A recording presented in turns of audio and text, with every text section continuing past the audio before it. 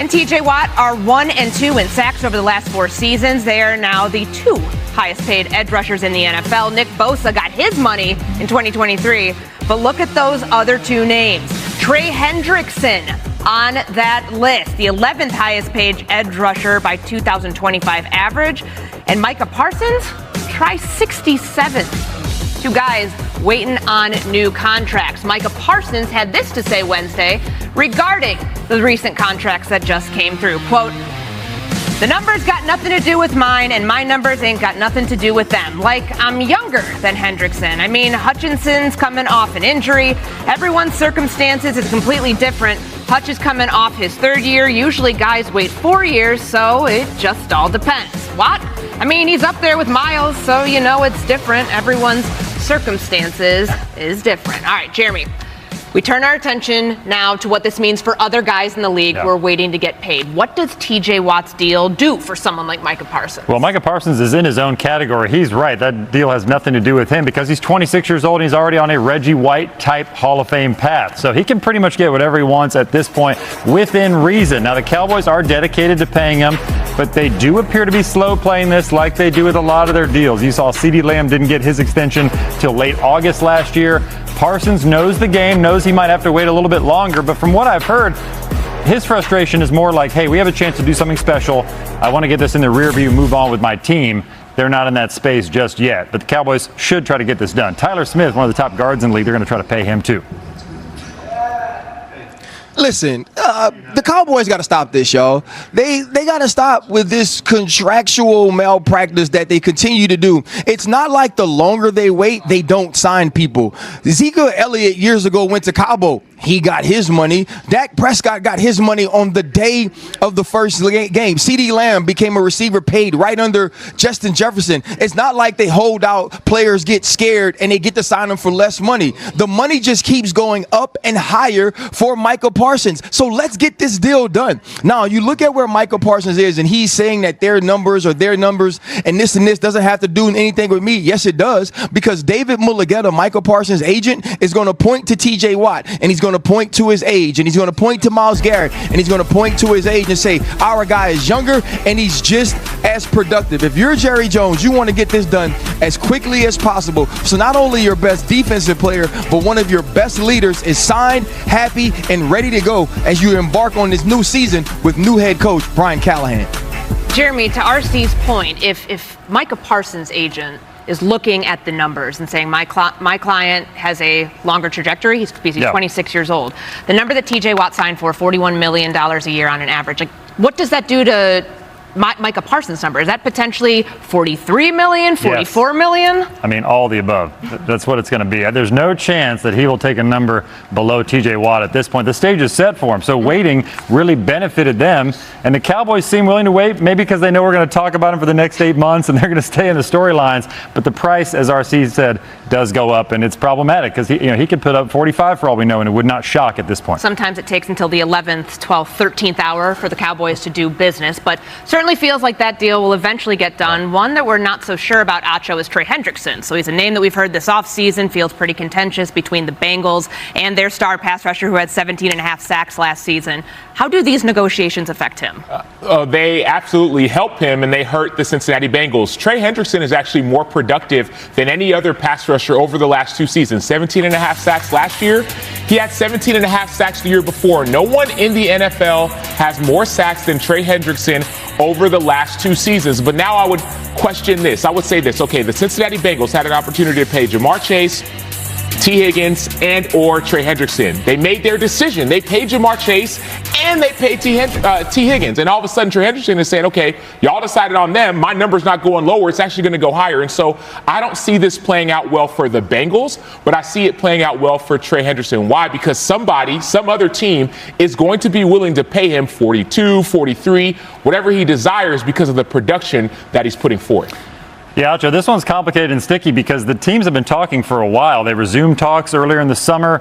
That's a good sign, but it has not gone anywhere. And he's a player that wants long-term commitments here. He's 30 years old. He's got one last crack at this. He doesn't want like a one-year deal at a high number like a Danielle Hunter did in Houston. He believes he's at least close to that group of TJ Watt and those guys. He doesn't expect a number that high, is my sense. He just wants something reasonable, commensurate with his skill set as one of the best sack masters in the NFL. The Bengals operate a little bit differently than Pittsburgh, where with Watt, they saw a legacy player that we have to get done. The Bengals could draw this out a little bit longer. They're hoping that training camp creates some urgency in the next week. But see, though, that's the thing, right?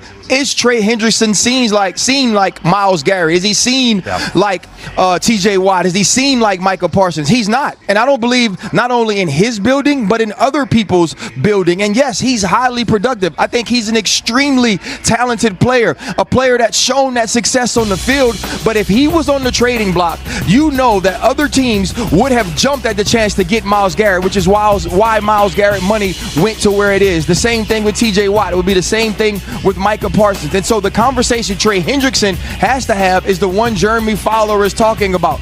Don't make me the highest paid, but put me in the top 3. Put me in the top 4 because my play say I deserve that. Will the Cincinnati Bengals step up to the plate, or what is some other team willing to give up for Trey Hendrickson while guaranteeing him that sort of money? Yeah, we heard from Executive Vice President Katie Blackburn of the Cincinnati Bengals back at owners' meetings, drawing a line in the sand between the organization and their star pass rusher. Quote, I think he should be happy at certain rates that maybe he doesn't think he'd be happy at. Doesn't sound like the sides are close at all on that one. All right, let's get into some of our top stories across the league, starting with another player waiting on a new contract. Jeremy, what more can you tell us about where things stand between the Commanders and Terry McLaurin?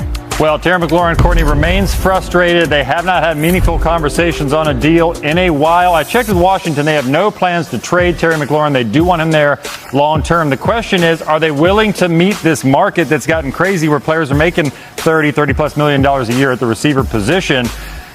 My sense is they're just not even close to that there, and McLaurin senses that, which is why he's speaking out publicly. So they have a big gap they got to try to fill here. Yo, Cowboys Nation. I hope y'all are sitting down for this one, because things are heating up in the NFL rumor mill, and the smoke is blowing straight toward the star. We're talking about a potential blockbuster deal that could send Terry McLaurin, yeah, that Terry McLaurin, to our Dallas Cowboys. That's right, the same dude who just posted over 1,000 yards and 13 touchdowns, catching passes from a rookie QB, is reportedly frustrated in Washington. And with the Commanders dragging their feet on a new contract, there's serious buzz that McLaurin might be on the trade block. And let me tell y'all, if he is, the Cowboys better be the first ones on the phone. Stick around, cause I'm breaking down why Dallas is a perfect landing spot, 3 realistic trade packages that make sense, and how this move could turn our offense into the most dangerous unit in the NFC. Let's go. First off, here's the deal with McLaurin. He's under contract through 2025, but he's not happy. The guy skipped mandatory minicamp, and this week he told reporters he's disappointed and frustrated with the lack of progress on a new deal. He even said, quote, it's kinda hard to see how I step on the field without progress in talks. Wanna know why he's mad? His current deal pays him $23.2 million a year, and after the recent WR market explosion, that doesn't even crack the top 15 anymore. McLaurin's been the heart of that offense, quietly putting up elite numbers with a carousel of mediocre quarterbacks. Over the last 4 seasons, he's averaged 84 catches, 1,086 yards, 6 TDs per season, and he did that with Taylor Heinicke, Sam Howell, and a half dozen backups throwing him the ball. Imagine what he could do with Dak Prescott. Let's stop dancing around it. Dallas needs another dog at wide receiver. Yes, we've got CeeDee Lamb, and he's him. But let's be honest, Brandon Cooks is solid, but he's not that consistent WR2 we can rely on week in and week out. Gallup's gone. Tolbert's still unproven. McLaurin would come in and immediately become the best WR2 in the NFL. Or 1B next to Lamb. Think about this offense. Dak under center, Lamb in the slot, McLaurin on the outside, Cooks stretching the field, Ferguson eating underneath. Pick your poison, defensive coordinators. This move would take so much pressure off CeeDee and help Dak get rid of the ball faster, especially behind a line that's still figuring itself out post-Tyron. Alright, now let's talk turkey. What would it take to actually get Terry McLaurin? I've cooked up 3 realistic trade packages the Cowboys could offer Washington that get this deal done without blowing up the future. 2026 second round pick plus WR Jalen Tolbert Washington gets a young developing WR and a solid pick. We get a proven stud, clean and simple. 2026 third round pick plus WR Brandon Cooks. If the Commanders want a veteran replacement and cap room flexibility, Cooks gives them speed and production, and we upgrade at the position. 2026 second and 5th round picks, no players. If Jerry wants to keep the roster intact, just stack the picks. 2 picks for a guaranteed 1,000-yard WR is a W all day. And remember, McLaurin turns 29 this season, not 34. He's still in his prime. This isn't a short-term rental. This is a guy you extend and build around. You bring in Terry McLaurin, and now you're not just the favorite in the NFC East. You're a Super Bowl contender. Because here's what happens. Teams can't double lamb anymore. Dak gets a bigger margin for error. Defenses stay in nickel and dime all day, which opens up Pollard 2.0 or Rico Dowdle, and red zone efficiency skyrockets with McLaurin's contested catch ability. And remember, McLaurin's a leader, no diva energy. He shows up, puts in work, and produces. That's the kind of guy you want in the star.